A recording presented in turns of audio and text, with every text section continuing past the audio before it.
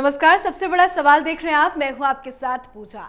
आज सवाल राजस्थान के करौली में हुई हिंसा को लेकर। राजस्थान के करौली में हिंदू नववर्ष के मौके पर बाइक रैली निकाली गई थी, पर हिंदुओं के शोभा यात्रा पर हमला कर दिया गया। कुछ लोगों ने अचानक पथराव करना शुरू कर दिया, जिसके बाद तनाव और ज्यादा बढ़ गया और दो समुदाय आपस में भिड़ गए। पथराव के बीच हड़कंप मच गया और बाजार में अफरा तफरी का माहौल बन गया। लोग जब तक दुकानें बंद कर पाते तब तक आगजनी शुरू हो गई। कई दुकानों और गाड़ियों को आग के हवाले कर दिया गया।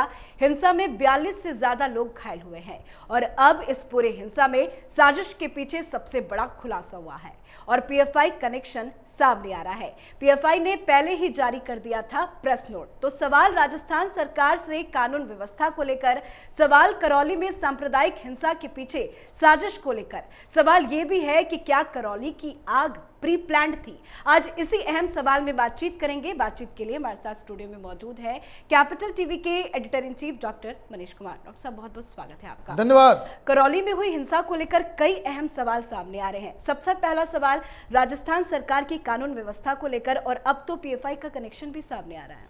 देखिए, ये सिर्फ राजस्थान ही नहीं, पूरे देश भर में, और जो लोग कैपिटल टीवी को देख रहे हैं पिछले 1-2 सालों से, बार बार इस बात को हम लोग कहते आ रहे हैं कि इस देश में पीएफआई ने एक ऐसा माहौल बना रखा है जी। उनके गुर्गे, उनके संगठन के लोग, कहीं भी कोई छोटी सी घटना होती है, हजारों की संख्या में हुजूम इनका जो है बाहर आ जाता है। जैसे शाहीन बाग आंदोलन दिल्ली में चला जी। देश के कोने कोने में पीएफआई एक्टिव हो गया। हर जगह 1000 शाहीन बाग बनाएंगे, ये बाकायदा पीएफआई का ऐलान था। मुफ्त में नहीं होते ये सब चीज, विदेश से पैसा आता है। इस संगठन में वो लोग जुड़े हुए हैं जिनका इतिहास स्याह रहा है, काला इतिहास रहा है। ये संगठन बनाया ही गया उन लोगों के द्वारा जिनको सिमी के दौरान इनके ऊपर पाबंदी लगाई गई थी। आपने सिमी को बंद किया, उस पर बैन लगाया, इन लोगों ने पीएफआई खोल दिया। अब राजस्थान की सरकार से सवाल क्यों पूछा जा रहा है?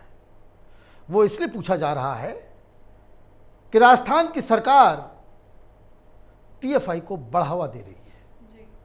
बढ़ावा किस लिए मिल रहा है? क्योंकि राहुल गांधी वायनाड से आते हैं चुन के, वही केरल, वही वायनाड जहां पीएफआई का आतंक है, और वहां इसी तरह के चरमपंथी संगठनों से कांग्रेस पार्टी का गठबंधन है। और इसलिए पीएफआई को खुली छूट देना कांग्रेस पार्टी की सरकारों की मजबूरी है। ये बात, ये जो बेस लाइन है, इसे समझ ले। हुआ क्या, घटना क्या है? नव वर्ष मनाया जाता है, हर साल इस तरह की रैलियां निकलती है। सिर्फ एक जगह नहीं निकलती, देश के कोने कोने में निकलती है इस तरह की रैलियां। हिंदुस्तान में हिंदू अपने नव वर्ष को भी मना नहीं सकता, उस पर पाबंदी लगेगी। ढोल नहीं बजने दोगे, डीजे नहीं बजने दोगे, तो अभी देखिए लाउड स्पीकर का बवाल चल गया, उस पर सारे लोगों की घिग्गी बन गई। तो राजस्थान की सरकार के ऊपर जिम्मेदारी है सुरक्षा व्यवस्था की, और एक सकड़ी सी गली से ये हिंदुओं की जो रैली जो है वो गुजर रही थी जी। और अचानक छतों पर से पत्थर बरसाना शुरू। अब जो कोई कह रहा है कि भाई साजिश है, तो पीएफआई की ही साजिश है जी। मुसलमानों की ही साजिश है। मैं देख रहा था टेलीविजन पर डिबेट्स हो रहे हैं, बहुत सारे वो जो दलाल किस्म के पत्रकार, कांग्रेस पार्टी के लोग ये कह रहे कि भाई हिंदू संगठन शांति नहीं रहना चाहती, ये लोग साजिश रच रहे हैं, हिंदू मुसलमान दंगा करवाना। भाई अगर ये कहानी है तो क्या पत्थर उस रैली में जो हिंदू वहां से गुजर रहे थे, नववर्ष पे अपनी खुशियां मना रहे थे, क्या पत्थर इन्होंने चलाई? किसने चलाई पत्थर? पहला पत्थर किधर से आया? इसका जवाब राजस्थान की पुलिस को देना होगा। और उसमें जवाब क्या? आज के जमाने में तो हर जगह वीडियो चल रहा है, दिख रहा है किस तरीके से किसकी छत से लोग अचानक से टूट पड़े। अब जब यह मसला हो चुका, जब यह कहा जाने लग गया कि इसमें पीएफआई है, मैं सुन रहा था कांग्रेस पार्टी के और राजस्थान की सरकार के लोग, वो कह रहे हैं भाई पीएफआई कौन है, हम नहीं जानते। वाह, सारी दुनिया जान रही, राजस्थान में कांग्रेस पार्टी के भोले भाले लीडर्स, उनको नहीं मालूम कि पीएफआई कौन है। भाई राहुल गांधी से फोन करके पूछ लिया होता कि पीएफआई कौन है। शाहीन बाग के आंदोलन में जो कांग्रेसी नेता वहां पे घड़ियाली आंसू बहाने के लिए गए थे, उनसे फोन करके पूछ लिया होता पीएफआई कौन है। और नहीं तो गृह मंत्री और मुख्यमंत्री से ही पूछना चाहिए कि क्या ये वही पीएफआई तो नहीं है जिसको जयपुर में आपने रैली करने के लिए खुली छूट दी थी? किसी दूसरे राज्य में नहीं। इस तरह की रैलियां दो जगह हुई, नकाब बुर्का इसके नाम पे, एक तो महाराष्ट्र में और दूसरा राजस्थान में। ऑर्गेनाइजर कौन? पीएफआई। पीएफआई का बकायदा फाउंडेशन डे के दिन इसको आपने वहां पे सरकारी परमिशन दी गई और सरकार वहां की कह रही है कि पीएफआई कौन है हमें मालूम नहीं। एक लेटर का भी खुलासा हुआ है, आपके हाथ में है, ये क्या कुछ लिखा है इसमें, क्या है ये लेटर? देखिए अपने आप में गिल्ट का, साजिश का खुलासा करने वाला लेटर है ये लेटर 1 अप्रैल को लिखा गया जी। हिंसा कब हुई? 3, 2, 4 वही चल रहा है जी। 1 तारीख को यह चिट्ठी लिखा जा रहा है। किसको? प्रेस रिलीज दिया जा रहा है, राजस्थान की सरकार से अपील की जा रही है। क्या लिखा हुआ इसमें? Popular front of India Rajasthan के प्रदेश अध्यक्ष मोहम्मद आसिफ ने एक प्रेस बयान जारी कर बताया कि दिनांक 2 से 4 अप्रैल तक प्रदेश के विभिन्न जिलों, तहसीलों व कस्बों में आरएसएस और उसके अनुषंगिक संगठनों द्वारा हिंदू नववर्ष के उपलक्ष्य में भगवा रैली आयोजित की जा रही है। और आगे इसमें लिखा हुआ है कि यहाँ पे शांति स्थिति खराब हो सकती है और इसमें सरकार को इस पे ध्यान रखना चाहिए। तो क्या इसकी भनक अशोक गहलोत को नहीं थी? अशोक गहलोत के पास तो मैं आऊंगा बाद में। ये पीएफआई को कैसे मालूम कि हिंसा होगी? ये तो खुद जुर्म को कबूल कर रहे हैं जी। वो ये कह रहे हैं कि रैलियां निकलेगी और उसमें हिंसा भी हो सकती है। ये फांसीवादी संगठनों को रोकना, उनको जो है मुस्लिम इलाकों से जाने से रोका जाना चाहिए। ये इस प्रेस रिलीज में है। प्रेस रिलीज कब की है? 1 तारीख की, 1 अप्रैल की। मतलब अभी कुछ हुआ नहीं, पहले नहीं इसने पीएफआई ने ये बता दिया कि भाई हिंसा भड़क सकती है। भाई किसने तुमको बताया? ये कैसे तुमको ये जानकारी हो गई? भाई कोई इस आदमी को जिसने ये प्रेस रिलीज दिया है, immediately he must be investigated, arrest करना चाहिए इसको और ये पूछा जाना चाहिए भाई तुमको ये जानकारी कहां से मिली? जी। हेडिंग दिया हुआ है हेडिंग क्या है प्रेस रिलीज का? हिंदू नववर्ष की आड़ में प्रदेश में सांप्रदायिकता फैलाने की साजिश, सतर्क रहने के लिए सरकार और प्रशासन को लिखा पत्र। नववर्ष कोई पहली बार? पिछले साल भी तो लोग इस तरह से रैलियां निकाले थे, पूरे देश में हिंदू जश्न मना रहे थे, तब तो हिंसा नहीं हुई।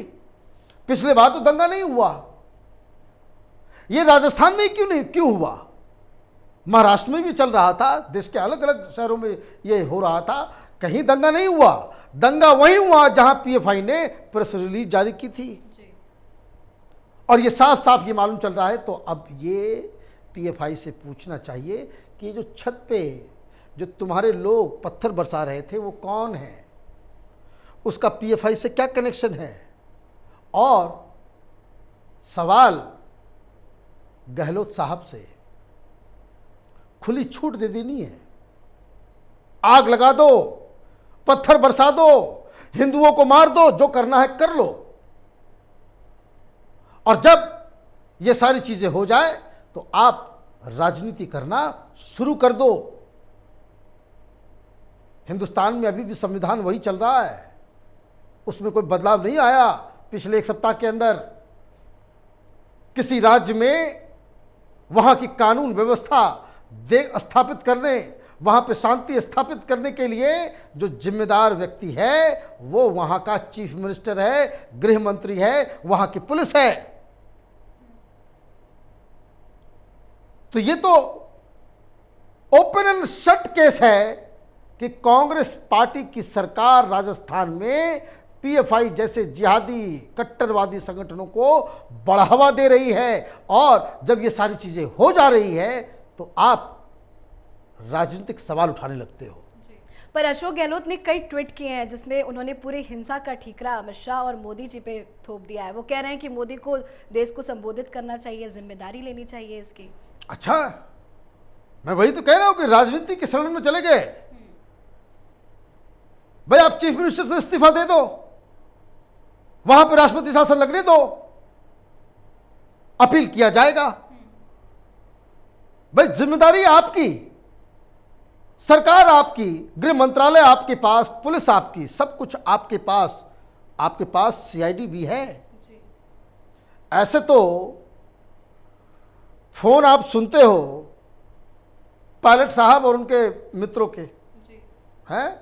उनकी फोन टैपिंग तो करवाते हो, पीएफआई वालों की फोन टैपिंग नहीं होती राजस्थान में। आपकी सीआईडी सो रही थी, पता नहीं चला उनको कि वहां किस तरह की साजिश रची जा रही है। और जब आप पूरी तरह से एक्सपोज हो गए, आप ये कह रहे हो मोदी जी देश को अपील करें, कर सकते हैं, बिल्कुल करना चाहिए। अमित शाह को शांति बहाल करना चाहिए, बिल्कुल करना चाहिए। लेकिन यह स्थिति कब पैदा होगी? जब आप इस्तीफा दे दो। आप इस्तीफा दे दो, वहां पे आर्टिकल 356 लग जाएगा, वहां पे केंद्र के द्वारा शासन चलाना शुरू हो जाएगा। ये लोग अपील करेंगे, बिल्कुल अपील करेंगे। और उसके बाद कोई हिंसा होती तो माफी भी मांगेंगे। आपने मांगी कि हमसे गलती हो गई, चूक हो गई। क्यों ऐसी स्थिति पैदा हो रही है? और ये तो तब हाल है जब राजस्थान में मुस्लिम पॉपुलेशन बहुत ही कम है। अब आप समझिए कि जिन राज्यों में मुसलमानों की जनसंख्या 20% से ज्यादा हो, वहां तो ये लोग तो घुटने टेक देंगे, वहां तो पीएफआई के लिए फ्री रन मिल जाएगा। तो ये एक ऐसा वाकया खुल के सामने आया है जहां ये कहा जा सकता है कि हिंदुस्तान में जिहादियों को, उपद्रवियों को, कट्टरपंथियों को बाकायदा राज्य सरकारें, कुछ राज्य सरकारें उनको शरण दे रही हैं। शरण देने के अलावा उनको इनकरेज कर रही हैं। पीएफआई के ऊपर कई सारे सवाल केरल के बहुत सारे कांग्रेसी लीडर कह चुके हैं, पीएफआई बड़ा डेंजरस है। वहां की वामपंथी सरकार पीएफआई के खिलाफ कोर्ट में जा चुकी है।